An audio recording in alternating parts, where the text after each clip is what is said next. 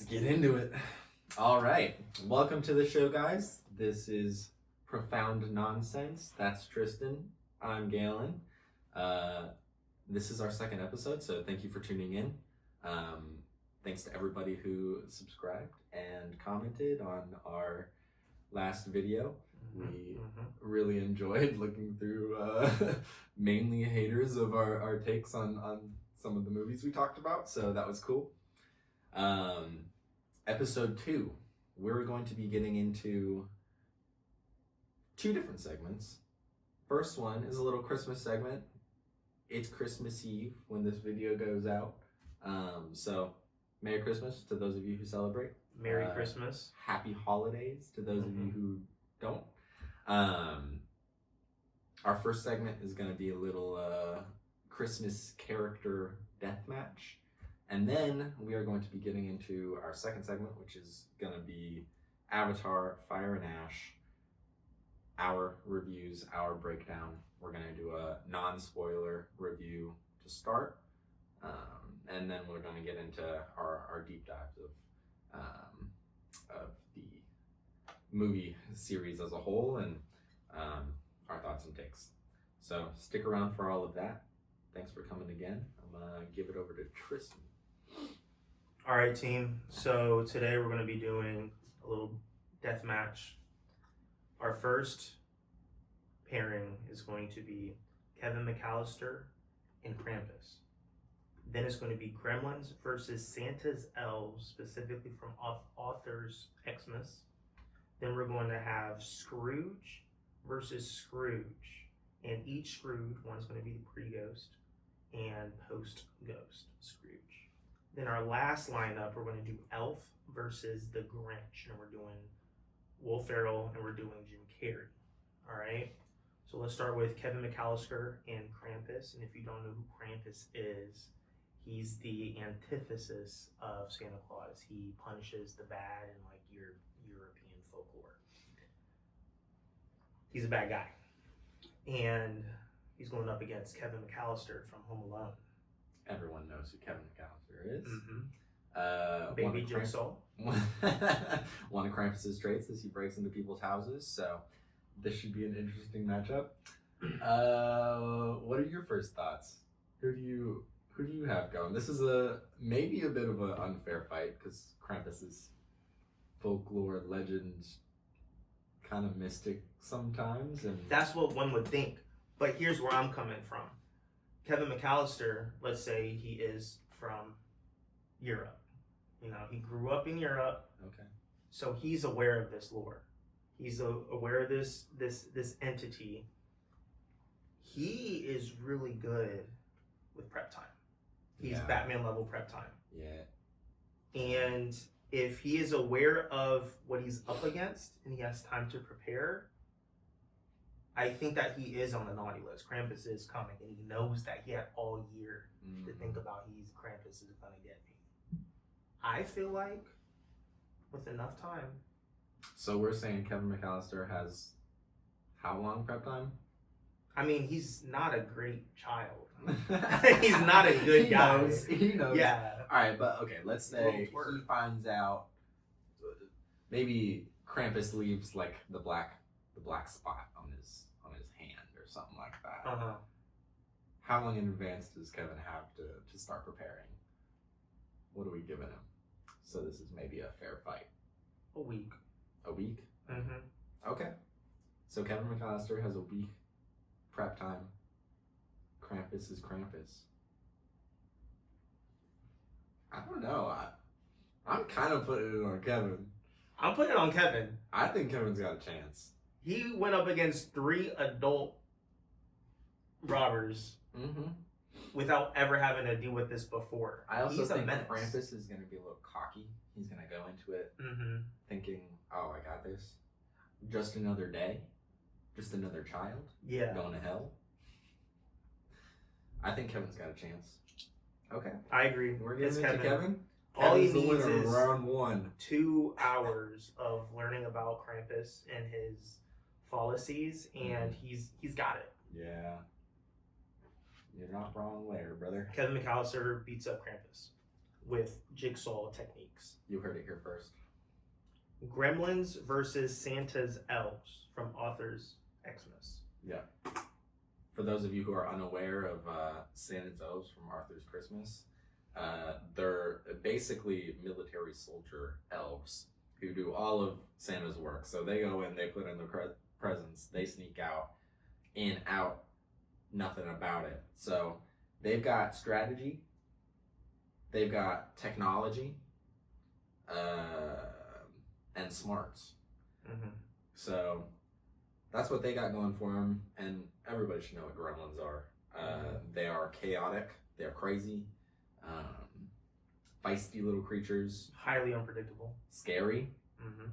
So we've got strategic versus chaos. Who's your money on? No, you tell me. Put me on game. I never watched Author's Xmas, so what were their feats? What were some notable feats from the movie that you can tell me? I mean, they went to every house across the world. That's true. And delivered presents without a kid waking up. Also, Santa in that movie is kind of a dipshit and wants to still be a part of sending out Christmas gifts, but he's a doofus. Mm-hmm. And so they have to bring him into like a couple of houses so that he can feel like he's a part of something. And every single time he's that's fun. So close to waking up a kid. Aww, that's cute. I want to see that movie. Yeah, it's pretty good. I don't know. I feel like it's got to be the elves. Your money's on the elves. They're gonna figure out the gremlins' weaknesses and take them out. I think. Are the elves walking into an already gremlin-ridden town, though? Are they diffusing the situation, or are they completely preventing it from happening? Because I feel like if the gremlins are already running amok in the town, it's very hard to contain them. Yeah, that's true. They do have the element. The X factor is you don't know what they're about to do. But again, like the elves' whole thing is strategy. Like their whole thing is putting together this seamless plan that gets everyone happy. And do the gremlins turn into the mean gremlins on Christmas? Can't remember. I don't think that's like one of the rules. It's not one of the rules, but is that in the movie? Yes. Um, Pretty sure. Because if that's the case, then the gremlins are getting in the elves' way. True. From their objective. Mm-hmm. Elves have an objective. Mm-hmm. Okay. I want to say gremlins, but I think you're right. I think Santa's elves gets the dub. As long as it's contained to a town. Yeah. Okay. Because elves got reinforcements too. That is true. You know how many, like, the population of the elves in that movie? I mean, they basically do like a 1 hour job of getting all the presents away. So there's millions of them, probably. Okay. All right, fine. Fine. Santa's elves get the dub. They beat up the gremlins. Now we have pre-Ghost Scrooge and post-Ghost Scrooge. Mm-hmm. All right. Here's my thoughts on how we arrange these two Scrooges. Pre-Ghost Scrooge, he's a grumpy old man. He hates motherfuckers. Hates Christmas. Capitalistic pig. Capitalistic as fuck. Feisty though. Mm-hmm. He's got some gumption in him. He's got nothing to lose. Mm-hmm. Right? So I feel like he could go all out. Now post Ghost Scrooge, he's got a bit more pep in his step, more energy. He's a lively character. But he loses his killer instinct. Maybe, but he has something to live for. You know, and he's not just living for himself anymore. He's got a little Timmy to think about. You know.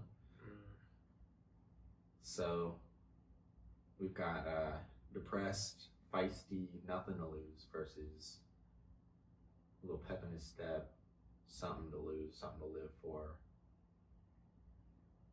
Same guy though. Power of friendship is going to be his X factor for post. Mm-hmm. I'm thinking pre only because I don't think that post Scrooge really has that fighter instinct anymore. I don't think that he's going to try to take a passive route, while pre Ghost, he's doing whatever it takes to come up on top. Yeah. He has no empathy. That's one of his issues. He doesn't care about anybody but himself. It's true. It's true. And sure, he doesn't necessarily want to live, but he's not going to kill himself. Yeah. Otherwise, the story wouldn't exist. Woulda. That wasn't in the plot. So he wasn't going to. So he's going to survive. He's just going to be miserable, and everyone around him needs to be miserable with him, including his opponent. Post Ghost. He's probably also got some mental games. He could probably spit some hole with him. And sing a happy version of myself while I'm bitter. That's gonna bring out the worst in me. I promise. During Christmas. Yeah. Get it out. I'd be pissed. Yeah. All right. Pre Ghost Scrooge wins the day. Pre Ghost.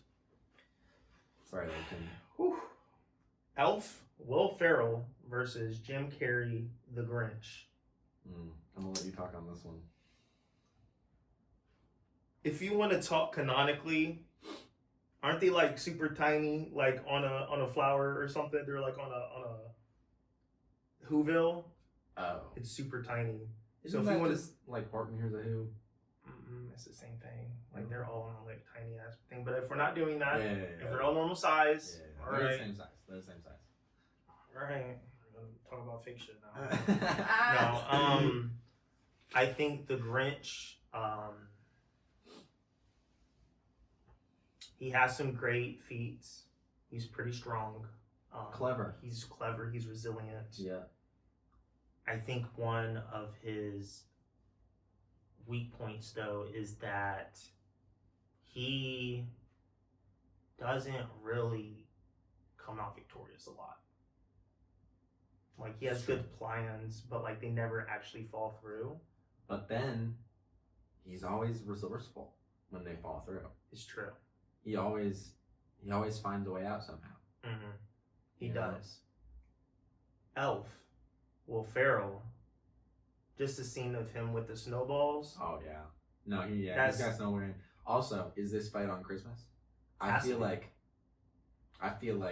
on Christmas, the Grinch's power goes down a bit and Elf's goes up. Right? So, but he gained his heart on Christmas. Pre-heart, post-heart. I feel like you gotta do Christmas is like spinach. Pre? I feel like you gotta do pre. For the Grinch, because why the hell would he be fighting Santa's elf? True. If there's no pre-heart Grinch, and also there are no hostages, because if the elf saw that his dad or like his family were held hostage or his little girlfriend, that's his motivation. Yeah, he's gonna go kill her. Yeah, for sure. He was messing up those kids with the snowballs just because he thought he was having fun. He thought this was just fun times. If there's no real stakes to give them that edge, I'm probably gonna say the Grinch, but Buddy thinks this shit's a game the whole entire time. I think once he realizes he's actually in danger, round 2, and Will Ferrell, Buddy, comes out on top. That's what my hypothesis is. Okay. No one takes your Grinch seriously. Neither would Buddy. It's true. Until Buddy gets serious, then he's about to crash out. It's true. Grinch also doesn't have a killer instinct. He's a grouchy old fart, but he doesn't have much of a, like... He wants to ruin Christmas, not kill it. I think that he hates Christmas spirit, and Buddy is the antithesis of Christmas spirit, right? So I think that just Buddy being around him might piss him off to the point of... How much pressure does the Grinch have? Because I feel like that changes things a little bit. He's been thinking about beating up Buddy for a couple of weeks, probably. Couple of weeks. Mm-hmm. Okay. Buddy just moved in, and he's like, "Oh, this dude sucks." Is that what you're decorating? Overnight, the whole mall. Here's a thought. Okay. The Grinch is going in to steal Buddy's Christmas tree. I feel like Buddy's whooping his behind. I think he would ask questions first and give him a chance to fix his wrongings. But if the Grinch isn't going to do it, then Buddy's about to go kill Bill. Yeah. Because he was treating that mall as if it was his own, you know? Yeah. Love and care, and it's going to ruin the whole vibrations if the tree isn't there. Mm-hmm. He might smack him up a bit just to get the tree back. Nothing too much. I think Buddy is coming out on top. I agree. He can get manipulated easily, but at the end of the day, he will reign victorious. Yeah. If it has to do with Christmas, Mm-hmm. Buddy's taking it. Agreed. All right. Who's next? Kevin McAllister versus Santa's elves. Now, this is a great lineup. Mm-hmm. Kevin doesn't want the elves to come into his crib. I don't think Kevin McAllister can stand up against SWAT team amount and skill level elves. I agree. If he had like a year to prep, then I could see him doing at least some damage. If he had that much of a budget. I mean, his parents are rich, aren't they? Daddy accidentally leaves a credit card on the counter before he goes on the... He would have to do a lot at that point. I'm pretty sure he wouldn't even be on He'd the have list. to turn his house into a old medieval castle with a moat. Mm-hmm. Poison chambers and shit. Chimney is laced. I feel like the elves are taking it. I think the elves are taking it because he was middle class. Mm-hmm. He had a big ass family. It was a nice ass house, but like there was a lot of people in it. Mm-hmm. I think he was middle class. Anyway, Santa's elves get the dub. I saw that clip of them running down the side of the building. I was sick. So.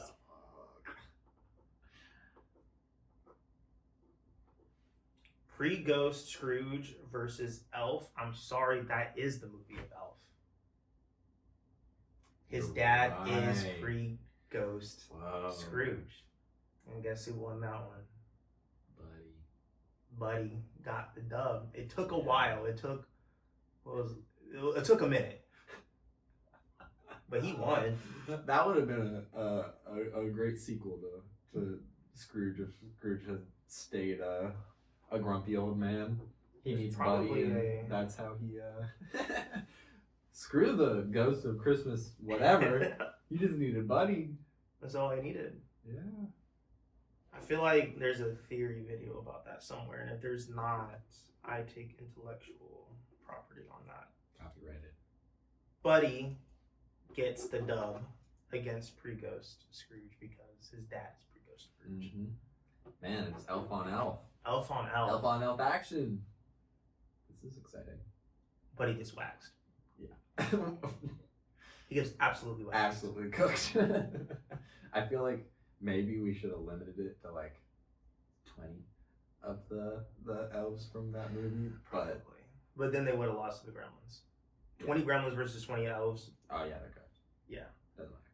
Yeah, I agree. Yeah. So Arthur's Christmas, military elves versus Buddy the elf. Mm-hmm. Military's coming out on top. Mm-hmm. He's a great guy. He has great feats that he showed in the movie, but I just don't feel like he was incompetent at the end of the day. He wasn't a true elf. No. He had no hand dexterity. He couldn't produce the products in the time allotted given to him. He just wasn't a good elf. And their world, he seems to be like their Santa Claus, just incompetent. It's true. With a good heart. It's true. But you need more than just a good heart to deliver the presents all in one night. Preach. Preach. All right. So there we go. Santa's Elves won. Santa's Elves won. They overruled them all. Crazy. Who'd have thunk?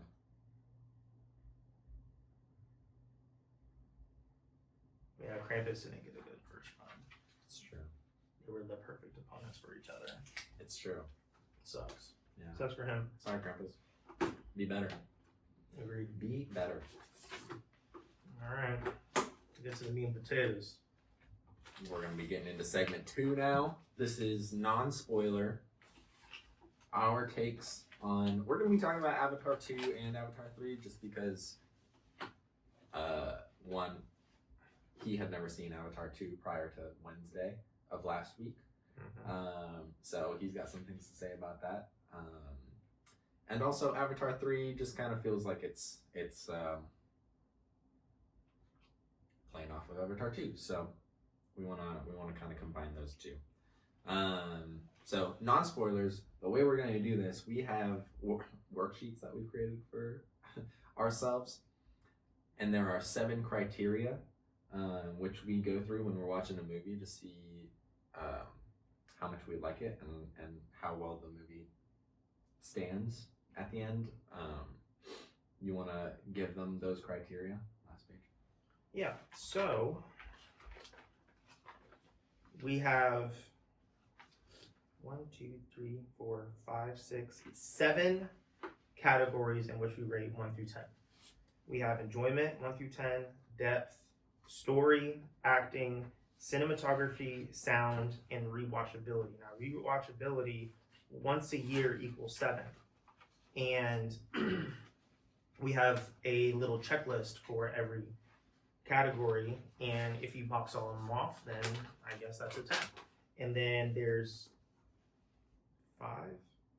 I mean, there's like 5 to 6 for each one. So you just, do some mental math on whether that's a 9 or an 8 or 7 overall. But it helps you understand. You could be like, this movie's really good, but why is it good? And then these help pinpoint it. Like maybe the dialogue was amazing, but I just couldn't hear it. Okay, that's a check off the sound because it sounds bad. Were you consistently drawn to the movie? If not, then that's a point off of enjoyment. It can be a really good movie, but there's some points where you go like, then that's when you don't check it off, and then you get to understand like what your actual score is as opposed to like a typical 1 through 5, and why is it 5? Because I could have 2 9 out of 10s, but I took some points off of sound in one movie and acting on another. They're different 9 out of 10s, and we've been trying to figure out like how to easier quantify what we decide is a good movie and what factors take part of the overall score. So if you guys have any recommendations for things we should add or reasons why we should remove things, one thing to note also is that some of these categories are weighted differently. So rewatchability is weighted lower than something like depth or cinematography, because one of my favorite movies is Lord of the Rings. If I'm watching Lord of the Rings, I'm watching the extended edition, which is 4 hours long. I'm not going to rewatch that as much as I'm going to rewatch How to Train Your Dragon. I don't think that diminishes my love of Lord of the Rings, so rewatchability gets weighted a little bit less. It has less of an impact on the overall score at the end. Now, neither me or Tristan know each other's scores for either of these movies.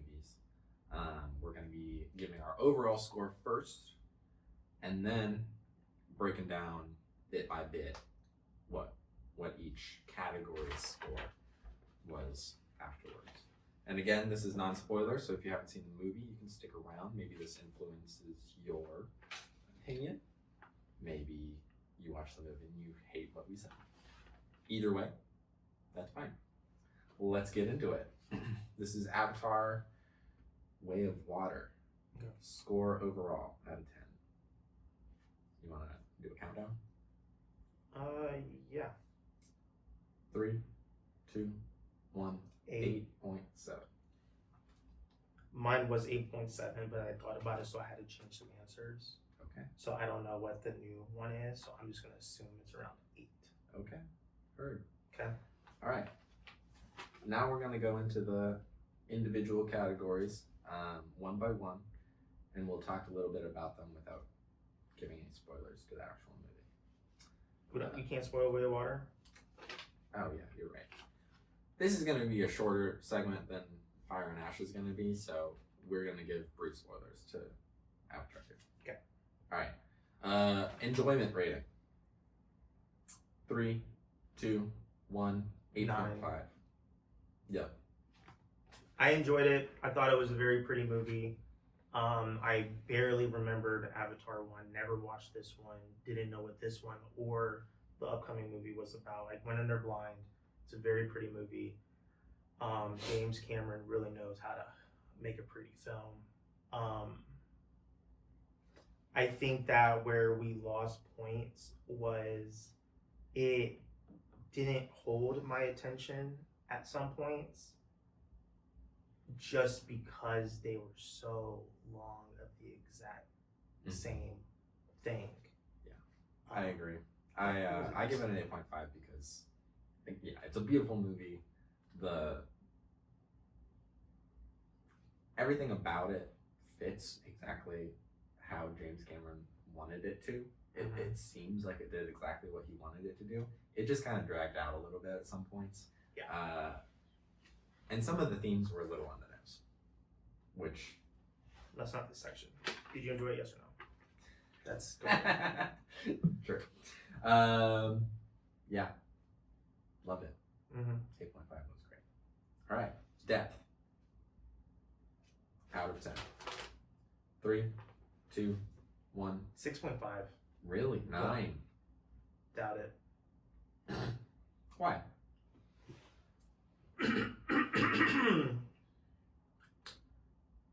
There is no way that Jake Sully, look at the names, I have a list, hold on, I actually need to bring that out now. There's no way Jake Sully completely adopted this lifestyle in the first time in those 13 years that he was able to fully be in this culture. He gets conflict and he's like, we're running away. You just dated the Chiefs and married and reproduced with the Chief's daughter. The moment you become chief and like you have all this family and there's conflict, you want to run away from your new family. This is your family. Your first instinct is to fly away. Sure, I want to protect the family. You are the chief, brother. You need to think about the greater good of the people. And you running away, leaving them without an actual chief and no protection does not make sense. First of all, why would you just run away like that? That's stupid.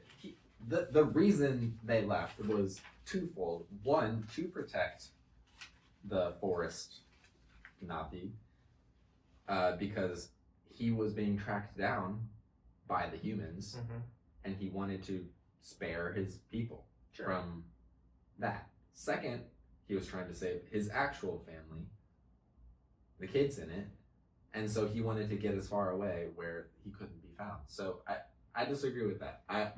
And the whole movie is about family. Like, that's why I'm saying it's a little on the nose, is like this entire movie is Jake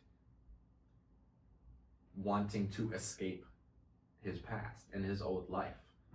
And he's never had kids before. And so he has these kids and he's like, shit, I need to protect them. I don't want to be this fighter anymore.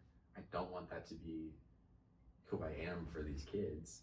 So I'm going to get away and I'm going to try and give them a good life outside of this war that is going on. I don't want to be a part of that shit anymore. And I feel like they did that super well. They would have.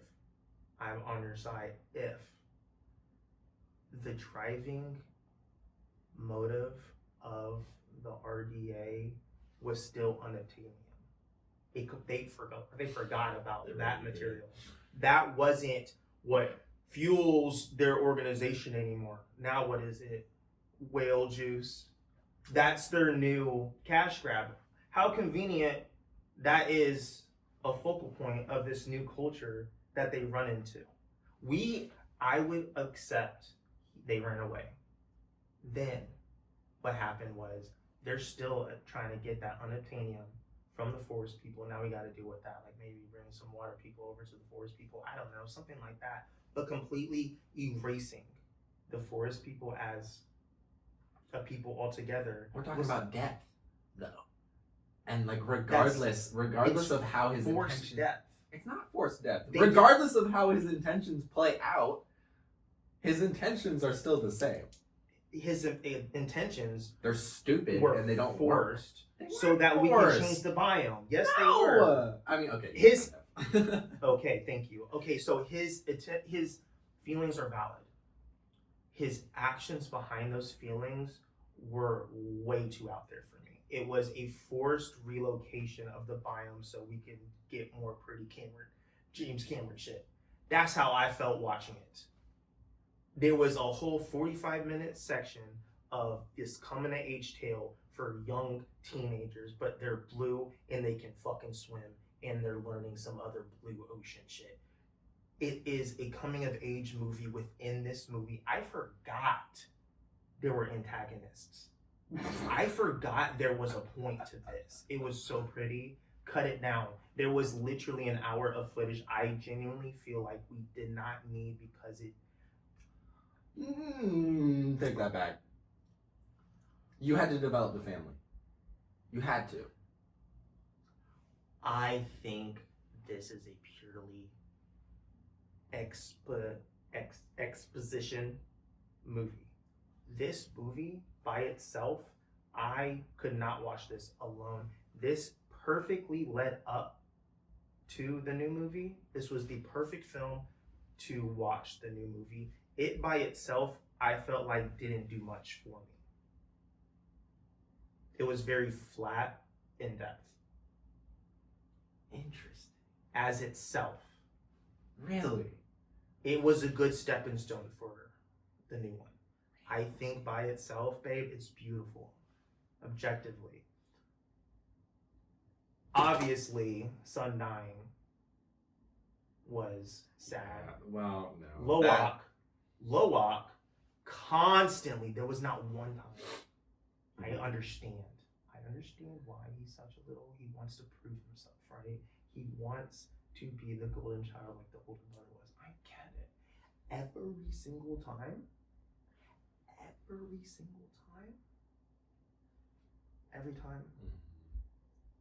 I agree with that. I also think that, I wrote this down. What was the older son's name?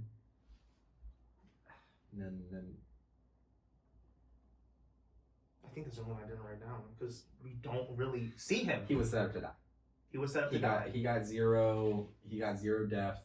They didn't give him any kind of real arc. He was set up so that he would die, and then Loak would become who he becomes, right? Yeah, that's fair. All we did was say... I'd move down to a 7.5. I'd move it down to a 7.5. Alright, story of Avatar, Way of Water, out of 10. 3, 2, 1, 7, 8. For a lot of points that I said, but your turn.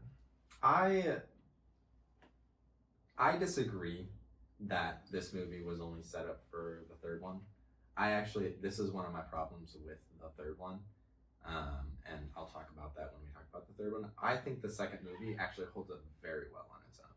I think the story as a whole has a very nice conclusive arc where regardless of how you feel about Jake's intentions and what he did with his family, the start of the movie is him running, him trying to protect his family, protect his people by escaping the situation that he's kind of created for himself.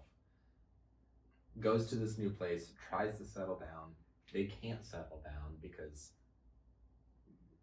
Quaritch is constantly chasing them, and now alive again. Him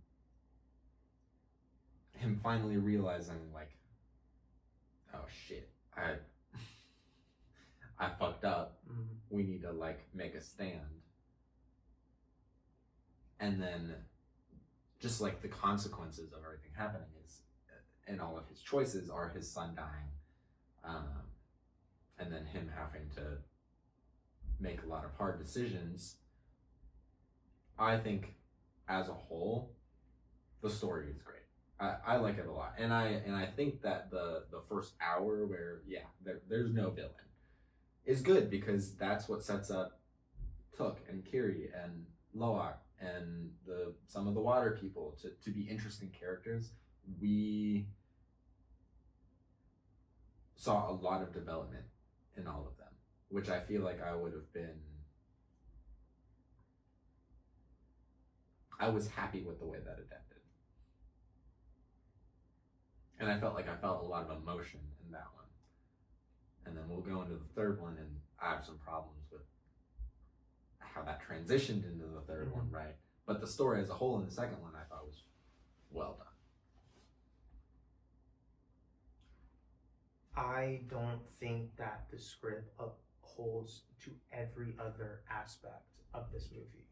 I think the script is weak, very noticeably weak compared to the cinematography. The acting, oh boy, the acting is phenomenal. A lot of people hate on Spider. I think he ate. He has it the hardest, to be honest, because you disagree, because he is a human.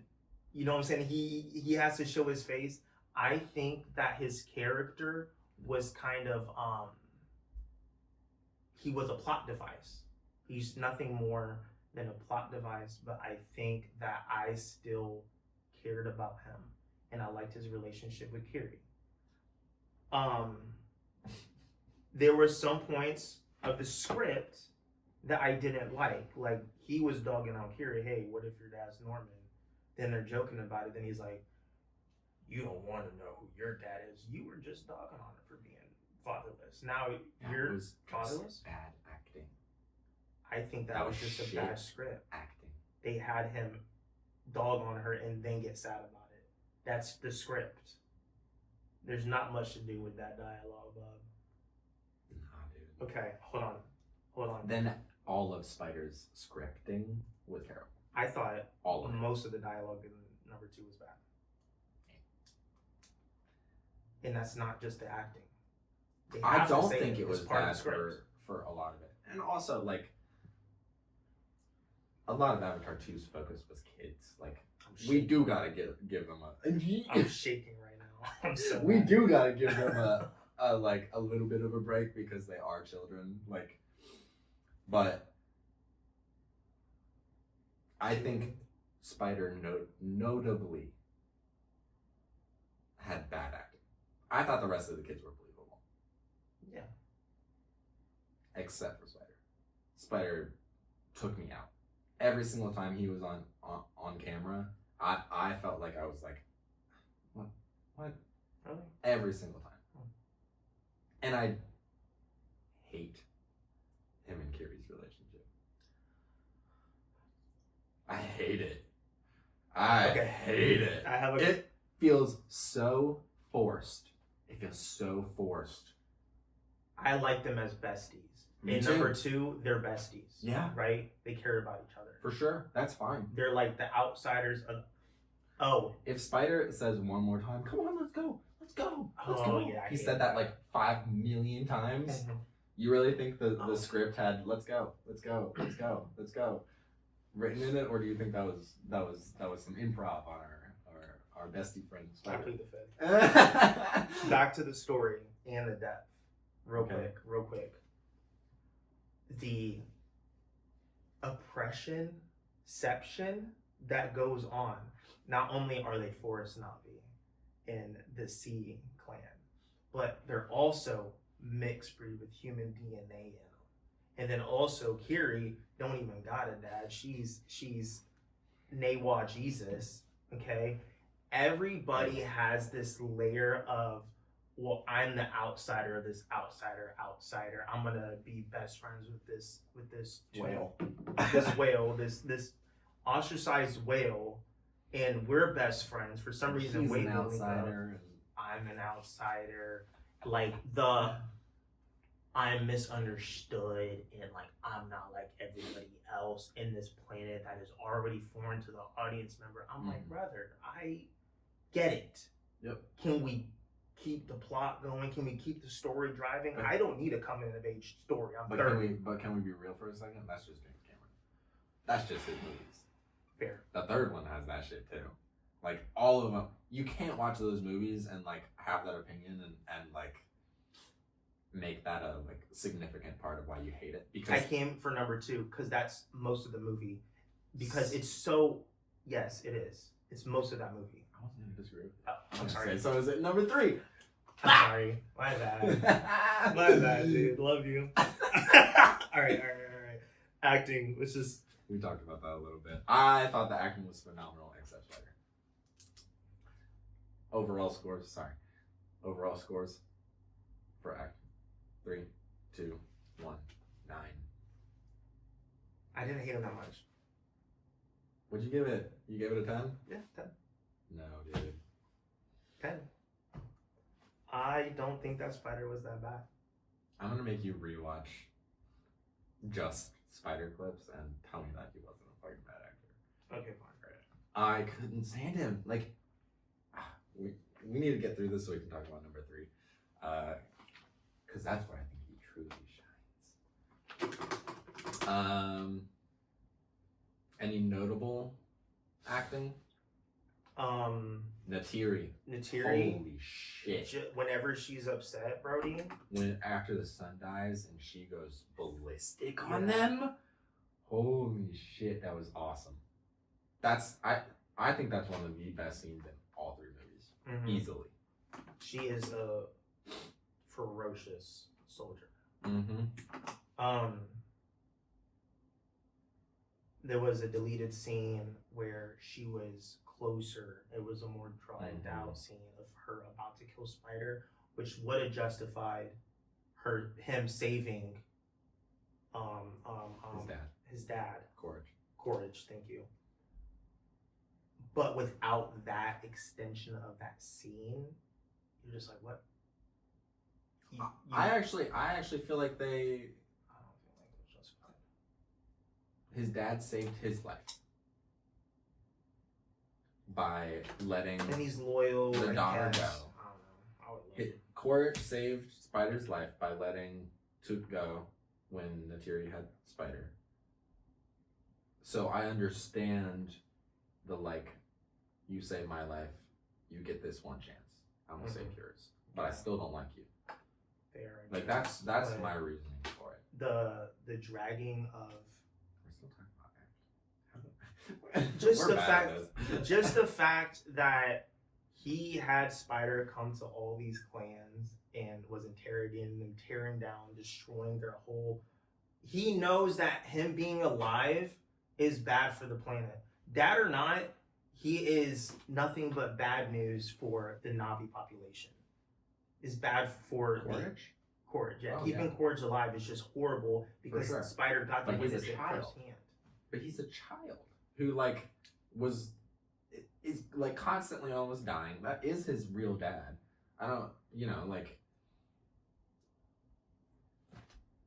Maybe that's just me. Maybe I'm just projecting, Brody. I don't know. Okay, fine. So sound was a 10 out of 10. Let's skip cinematography. Oh, okay. Cinematography, 3, 2, 1. 10 out of 10. And we sound, don't need to talk about that. 10 out of 10. I give sound 7.5. 7.5. Wow. The second one wasn't very notable to me. I don't remember any of the music soundtrack. I didn't feel like. I think it was a lot of drums, and I just don't care about that. Yeah, it was like more Caribbean like Tigers. Yeah, sure. Maybe it was just I'm not a fan of that, but like it didn't stand out to me. So I can see people are Samoan. Right. And I love whatever they were doing. Wow. Oh yeah, no, that was sick as shit. That was I always get the so shakes when I cool. see that. No, I'm But talking fair. more about like the suspenseful, like dramatic scenes. I think they still stuck with like a lot of drum, like boom, boom, boom, like that kind of thing. Mm-hmm. And it didn't do it for me.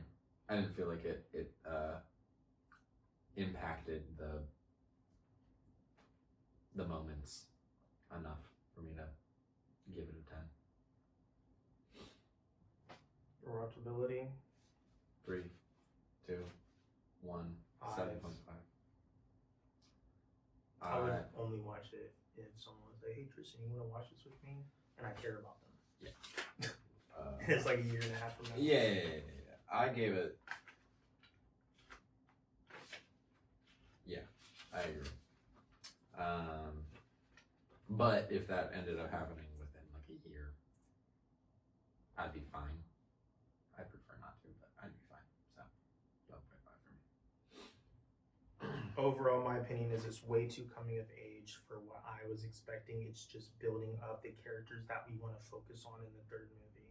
That's all number 2 was to me, while being pretty well doing it. The lack of focus on anything other than the Sullys, and then we also have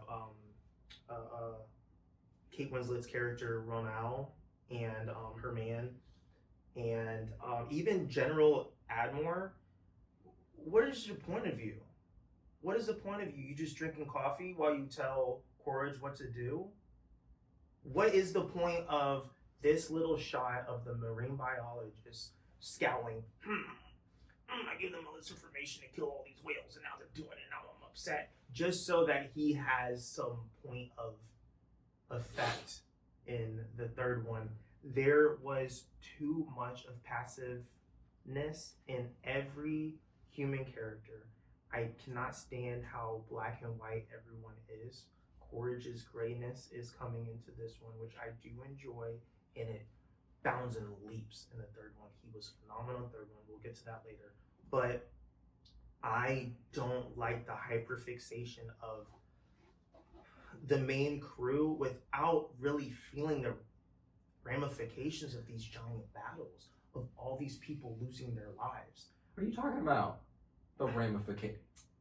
We see so many ramifications. Everything has ramifications in this movie. Not from the main characters. All they care about is the brother. Their son died. Yeah, no, that's what I'm talking about. That's a ramification. No, what are you talking about? I'm talking about everybody else. I understand they're upset that the son died. They don't give a fuck about anyone else dying.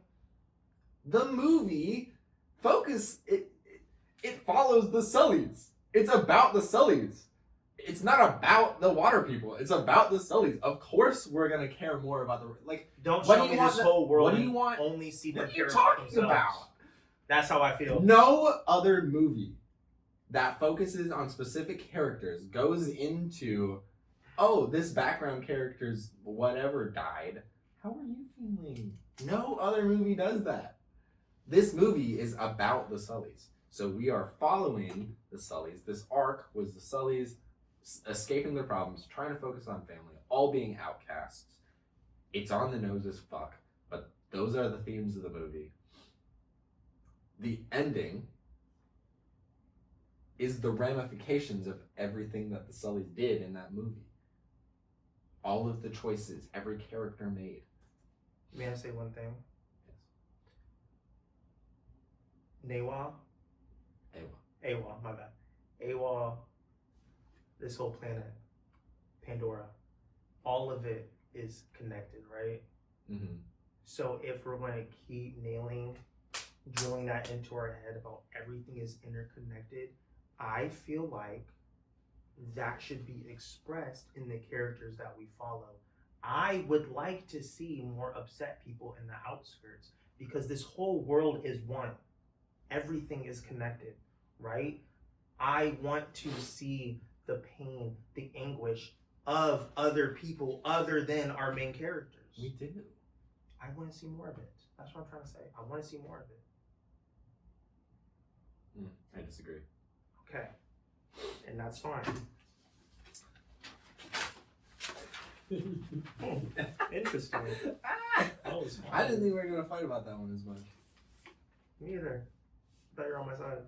Me too. Snakes in the grass. All right. All right. For the main event, I think we're gonna fight about this one. I don't think so. I do. Oh. Okay. That's fine. All right.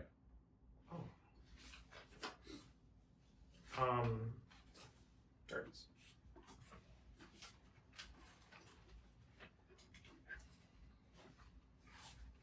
We're gonna do the overall rating first. Yes. Okay. So we're going into Avatar: Fire and Ash. Spoiler free. Spoiler free. Spoiler free first. Mm-hmm. We need to remember that. We're going into, again, 7 criteria.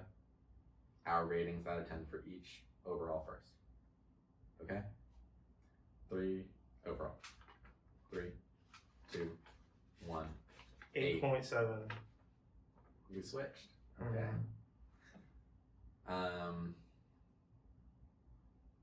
Overall, very enjoyable movie. Characters. That movie's better than number 2. Characters. I disagree. Characters were expounded upon. The soundtrack was better. I felt more invested on what was built upon in the second movie. You want to go into one by one? Let's go one by one. All right. Enjoyment, Avatar: Fire and Ash, out of 10. 3, 2, 1. 9.5.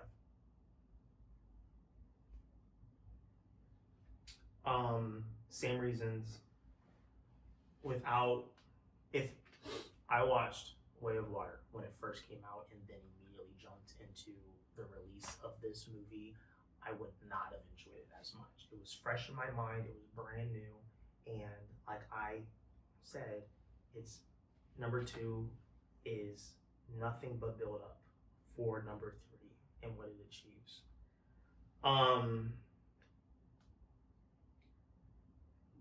0.5 that got reduced is going to be talked about during our spoiler section. Okay. That's what I feel. Okay. All right. Depth, Avatar: Fire and Ash, out of 10. 3, 2, 1. 8. Agreed. Good themes. Characters went deeper. Wasn't perfect. Still on the nose a little bit. Yeah.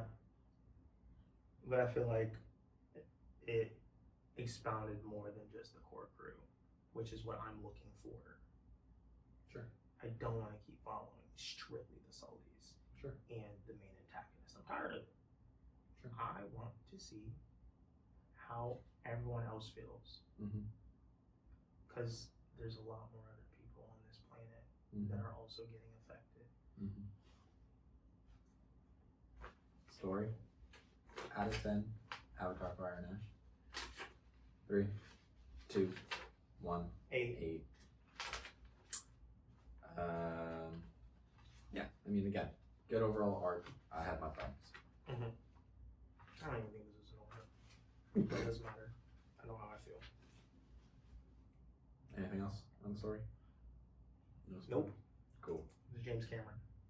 Good. On this.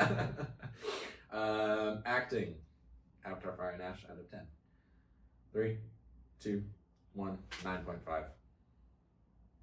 It was a solid 10 for me. I think everyone did what they had to do, including Fucking stupid. Monkey Boy Spider, White Boy with Dreads, including him. I thought we're gonna have problems. I thought everyone was amazing, minus 2 people. Cinematography for Fire and Ash, out of 10. 3, 2, 1. 10. What the it hell? is the most pretty. Stunning movie. Absolutely gorgeous. First one, all forest. Second one, all water. Fire and Ash. Put them all together and turn yourself around. That's what it's all about. It was gorgeous. It was gorgeous. Agreed. Sound for Avatar Fire and Ash out of 10. 3, 2, 1, 9. I give it a 10. Yeah. I mean, it was better than the second one, I thought. It still didn't wow me. Like, I don't know. When I think of giving sound a 10 out of 10, I want to remember what the theme song is at the end of the movie. I can't think of it. I've never thought about sound like that. Does it match and does it enhance what I'm watching? I don't ever watch a movie and then think about I think later. sound brings emotion. And Yeah. if I can't remember like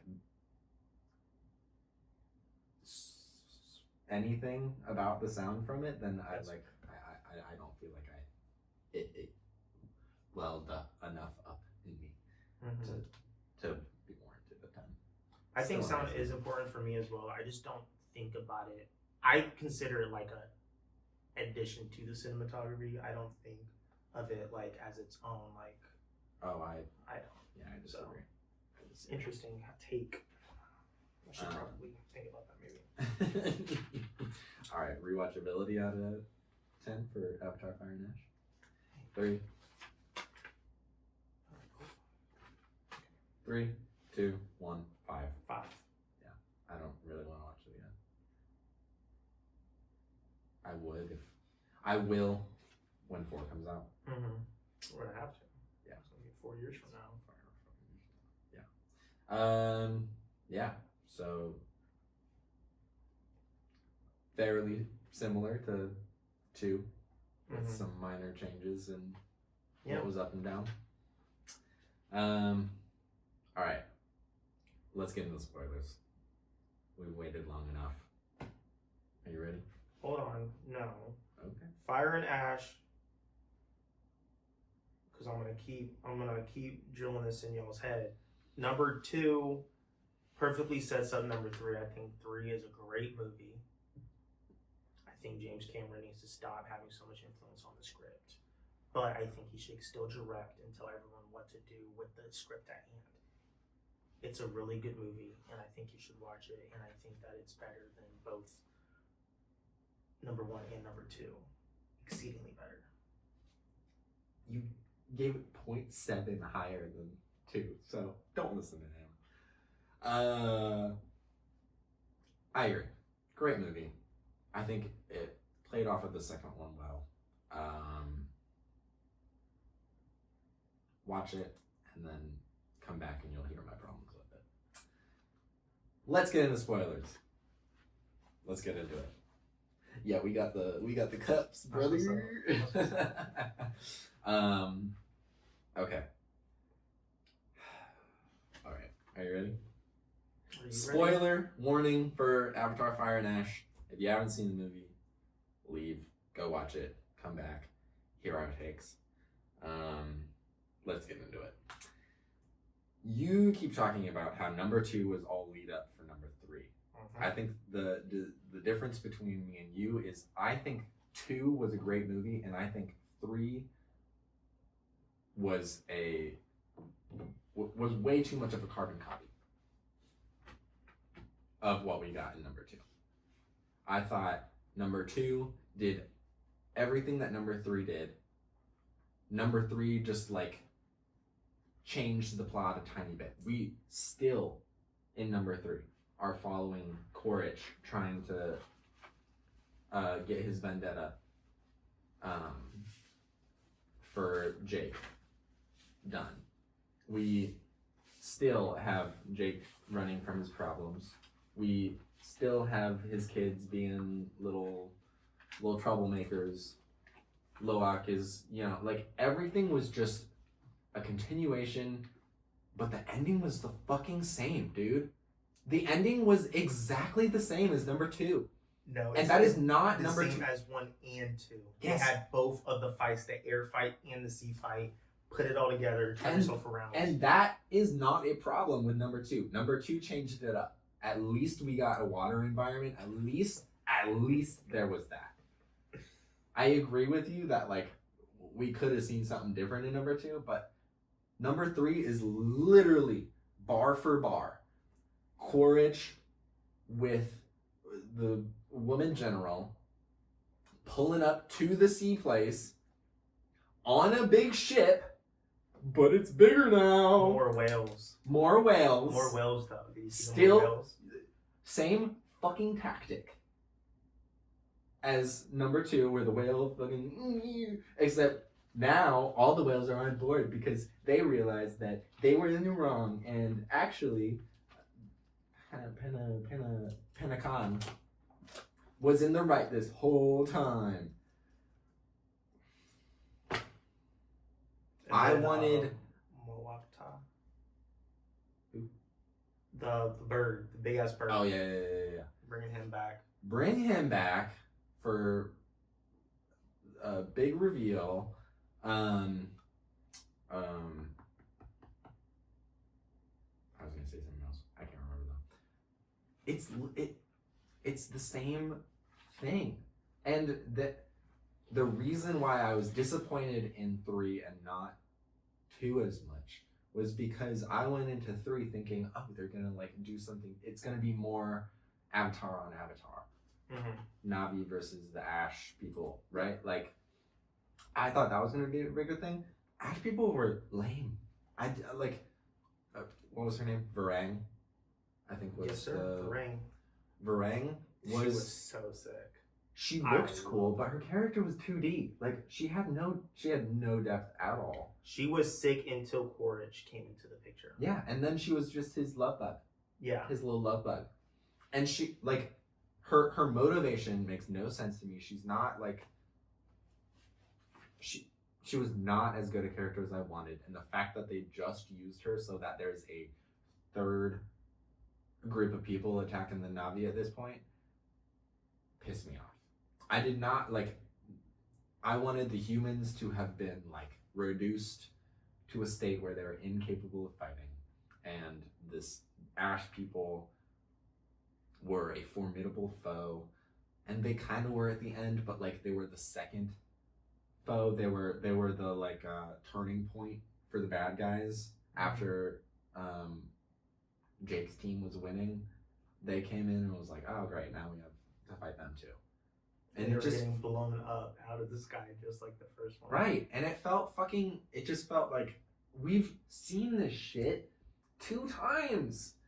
I want something different. That is the reason why I give 2 a higher score than 3, because I can watch 2 again and be like, oh, this was something new for Avatar. We have the kids for the first time. We have the water people for the first time. They're introducing a bunch of new concepts, and they're like building up these characters. 3 was supposed to be, oh, we've built these characters up enough that they're playing different roles, and they did to an extent, but it didn't fucking matter because the ending was the exact same.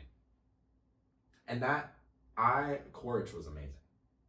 He was so good. He was funny. He was charismatic.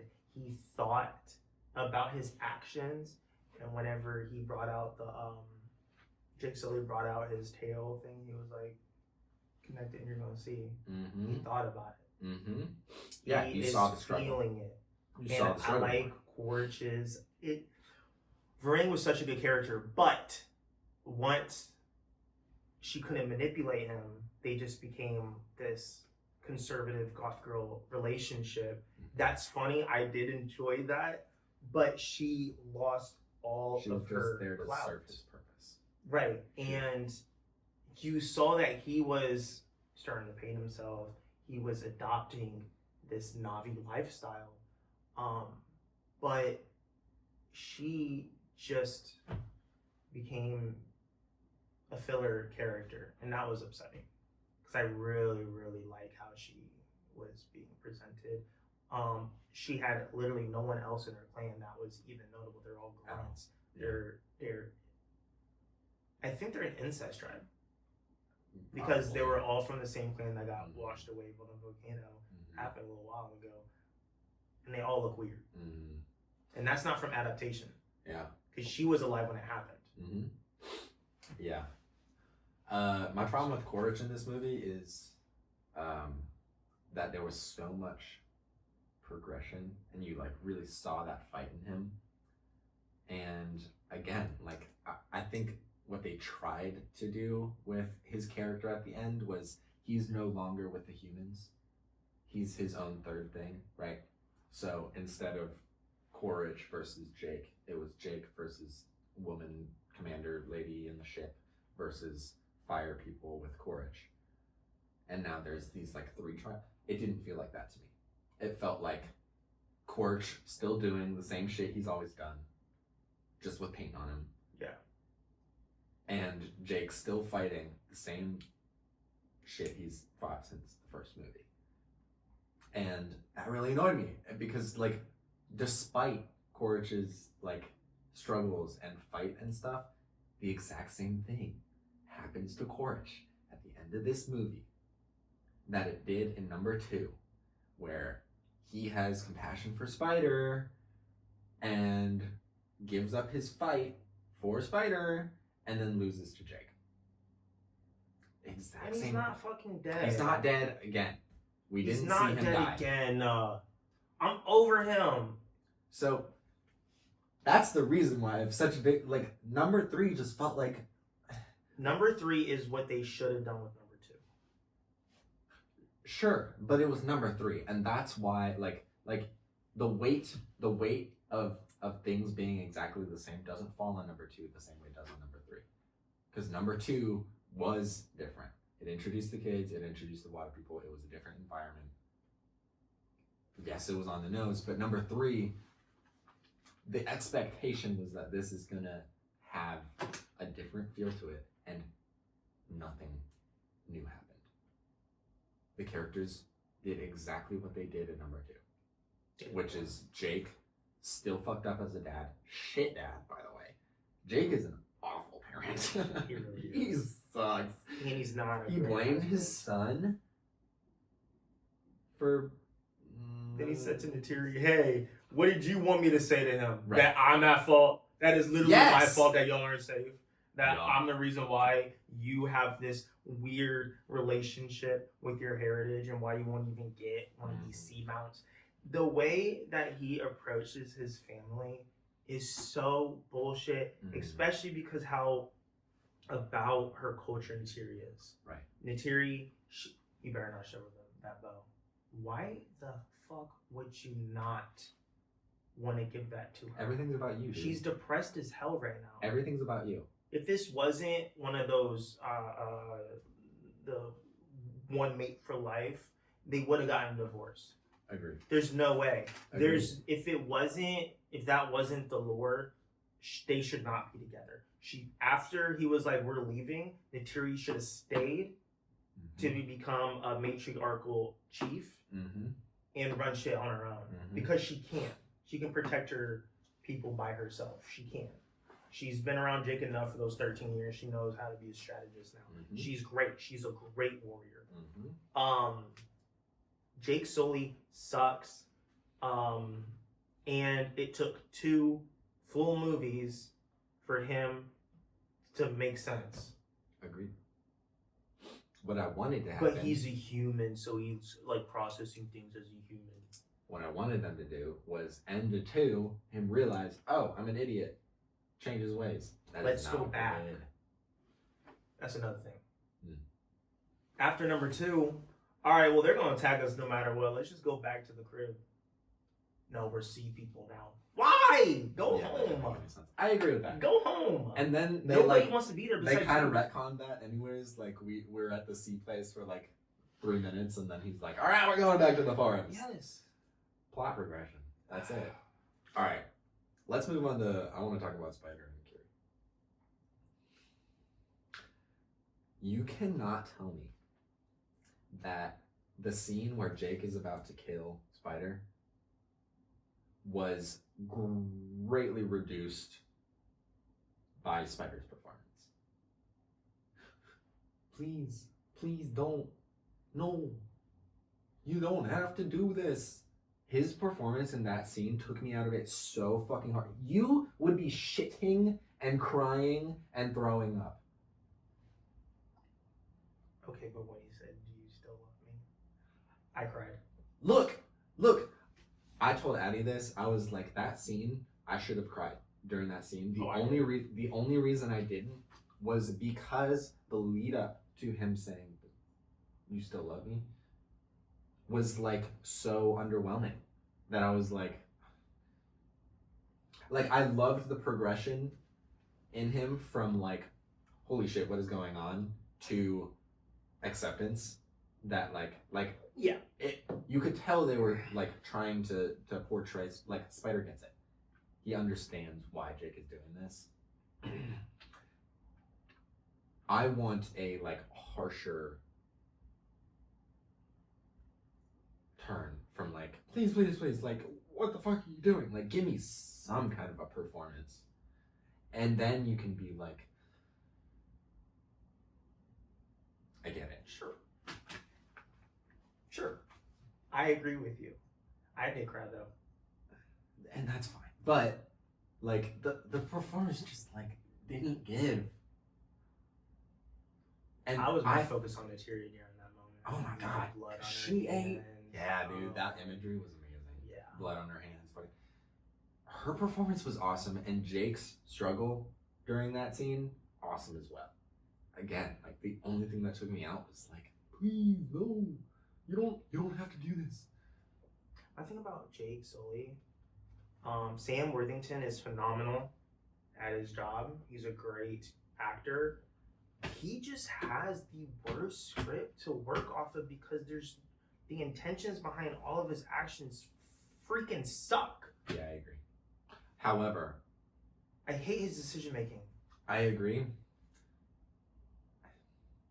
One thing that I really liked about that scene, that scene was one of my favorite scenes, despite Spider's performance. Oh no, his decision making there was valid. Because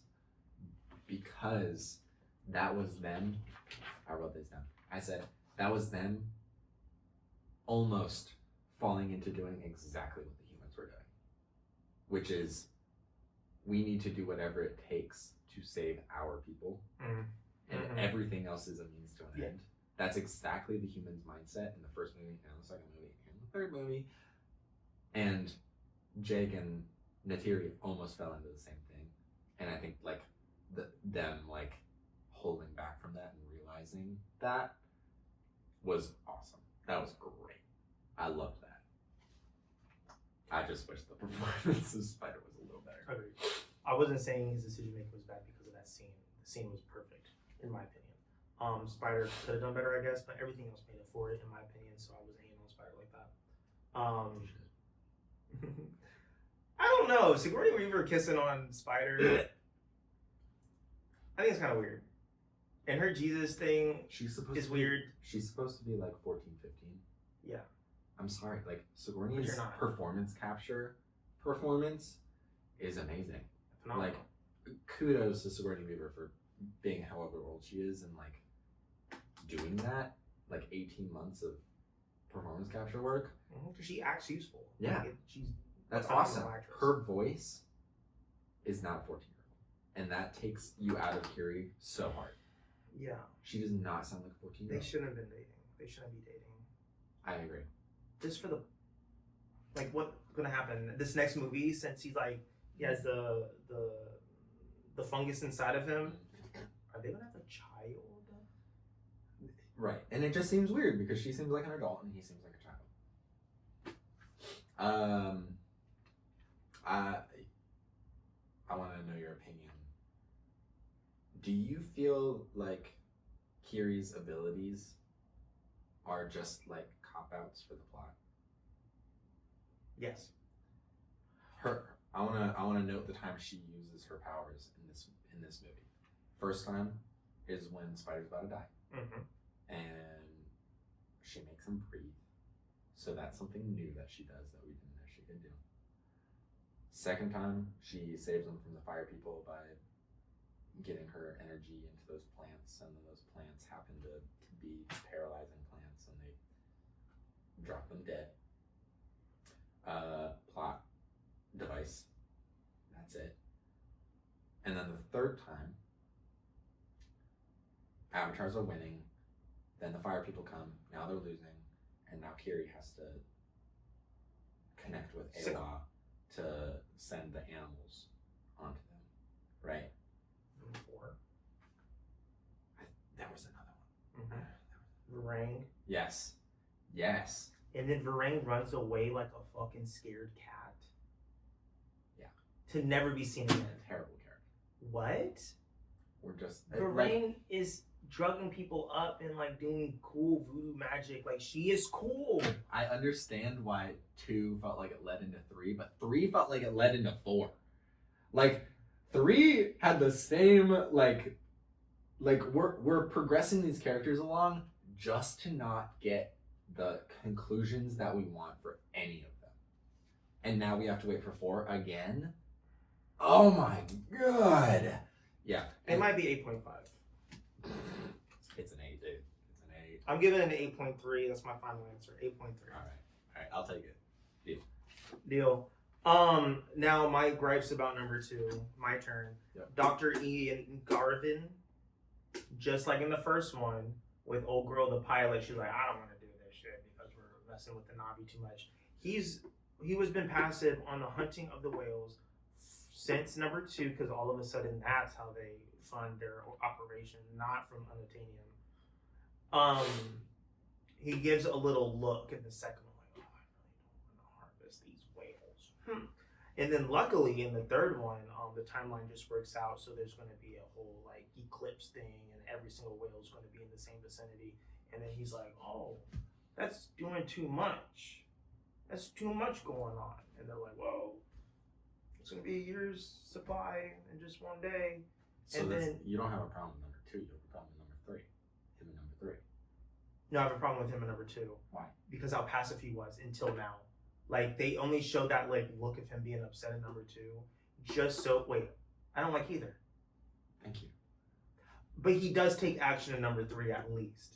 It was leading up to him taking action in number 3. Yeah, like I think that makes sense. Like he didn't have an opportunity. He could have done a little bit of sabotage in the second little one. bit. He did a lot In the second one? He could have done a little bit of sabotage in the second one, which is why he didn't, because it wouldn't have made an impact at all. Like him saving Jake was the biggest impact he could have made for those movies. Like, I don't have a problem with it. I get what you're saying. I just want more people to. I don't really care about his character. I don't either. They gave us no reason to. It was but just him literally taking the bulldozer and being the reason why Jake is even alive right now, all out of nowhere. It was unnecessary because that's way too much of a jump of activism, in my opinion. You need to at least take out the gasoline. Take out the gasoline in the second one, and then I'll be like, all right, you can drive the bulldozer in this movie. That's what I think. I think the way that they did it was bad. Just have Natiri save him, please. Yes, that was cool. That was a fun little thing that she was doing. Mick Scoresby, the whale hunter, hate him. Get him fucking out of here. Get him off the fucking field. Brought him back from and his biological arm fucking sucked. It was stupid. Yeah, his character as a whole was dumb. Biomechanical, or mechanical? It doesn't matter. It sucked. Okay, so I want to hit some other points, lore-wise. There's no way you can create Navi clones and transport the minds of whoever you choose into the clones. And also the clones can reproduce with the native Navis on Pandora, but you can't change the DNA so we can breathe the same fucking air. Yeah. That's the first thing that you should have tried. Mm-hmm. Yeah. Getting the clones and changing the consciousness into this body is one thing. For it to be completely able to live on its own and reproduce with the natives is a whole nother thing entirely. I agree. And that's why I think that Kiri's existence as Awa Jesus is just for plot. It's just for plot progression. I think everything that she does literally is just to like make something work in the movie. Mm-hmm. And I don't like it. It just like it comes out of nowhere. But that also happened in the first one, where the world didn't react until we're losing. Kateri was about to die behind the tree, and it also happens in the second one. I know it does. I don't like. It's just different because it's her doing it as opposed to finally Mother's answering. But it's also it feels like we don't get any like hint that she can do any of the things she does until she does them, and that's like why like they do a relatively good job of like her saving Spider. It made sense. Yeah. Like it didn't feel necessarily out of place. It was just kind of like, there she goes again, saving the day, as she always does, for the 4th time in this movie. Mm-hmm. Fuck. I don't know. I'm just not interested in it either. The mask being the perfect fail-proof way of breathing the air and underwater all throughout 1 and 2. We've never had an issue until the beginning of number 3. Yawn. Yeah. Why? He was jumping off cliffs. He was going deep down underwater. Spider was going everywhere with that mask. Never replaced it. We've never seen anyone replace a mask. Needing one, maybe. Never replacing it. Never it breaking. Nothing. No issues at all. The 3rd one, as soon as it starts, he's dying from it. Now, let's not talk as a family because this is not a democracy. You gotta go. And evidently, these tradesmen are. Listen, I get it. It's a movie. I know. I get it. No, it all feels forced. The beginning was so fast. In number 3, I'm like, wait, hold on. Right, and Jake says one thing, and then immediately they're doing the opposite. I'll come with you. Right, Jake, be a fucking leader. Let's all go together. He was kind of valid. He was straight valid for wanting to send Spider away. Mm-hmm. Chill. Y'all all don't need to go. Stand on business. Make him go alone. He'll be fine. He could have asked Norman to come through with the helicopter. Literally. Just like he did in the second one. When Kiri was seizing. And he came quick. Babe, it took him, it was like 400 miles away or something like that. Why didn't the Water Tribe even attempt to do the thing that fixed her when Norman was on the way? Why did they wait so long? Because Quaritch needed to know where they were at. They didn't need to move. I would much prefer them still be in the forest, Galen, and attack them. Instead of, this helicopter's going this way. I'm a military guy, so they're definitely over there. Okay, but you can say the same things about number 3. So if that's a problem you have with number 2, then I don't want to hear shit about like number 2. Number 3. You're wrong. You're wrong. 3 is better. 2 is better than 3. No, you had it right. Shut up. 3 is better than 2. 2 is better than 3 because 2 at least was the start of some. We're gonna have to wrap this up. Takes. We're nitpicking at this point. We're nitpicking. We're just really being unprofessional. So in the comments, please let us know if number 2 or number 3 is better. Mm-hmm. And thank you if you're still here. Thank you for tuning in, and Merry Christmas. Happy holidays. Please subscribe. Like and subscribe. More of this stuff. Tell us if our opinions are bad. Put in the comments what you think about our takes. Christmas and Avatar related. And have a great week. Number 2 was the worst one. Have a great week.